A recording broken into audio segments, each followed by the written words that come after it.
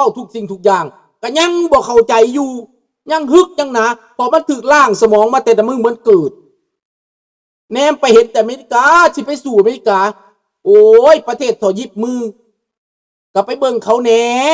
ตัวเองเป็นผู้ใดเฮ็ดหยังเป็นแหน่แม้แต่เข็มก็ยังเฮ็ดบ่เป็นคนลาวเนี่ยเฮ็ดเข็มยังบ่เป็นน่ะได้แต่บริโภคได้แต่กิน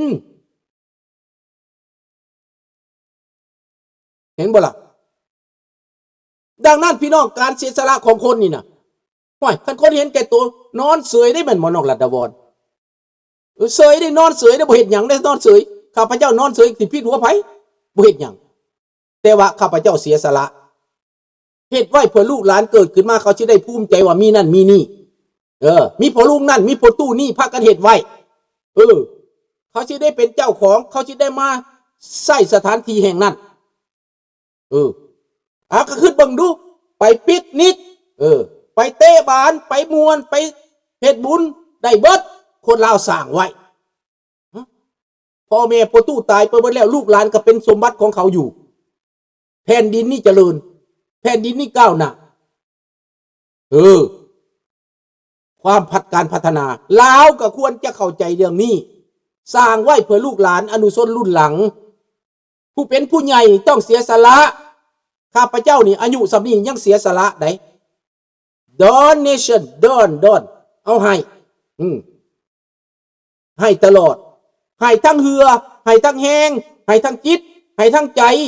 ให้ทั้งกำลังใจให้ทั้งทรัพย์สินเงินทองทุ่มเทเพื่อให้ลูกหลานมีบ่อนมีที่อยู่ลาวคือกันด้านการบ้านการเมืองออกมาเว้าออกมาว่าเป็นปากเป็นเสียงแทนเบิดแล้ว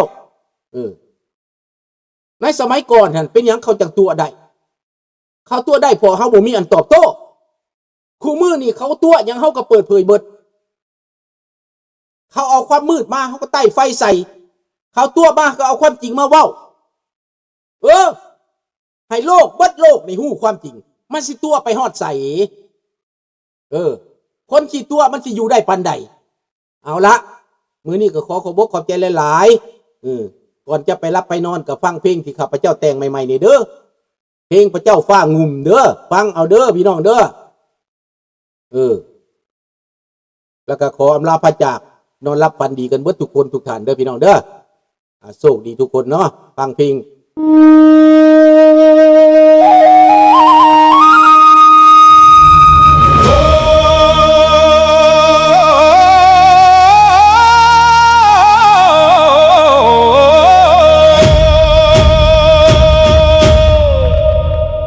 เสียงกองรบดัง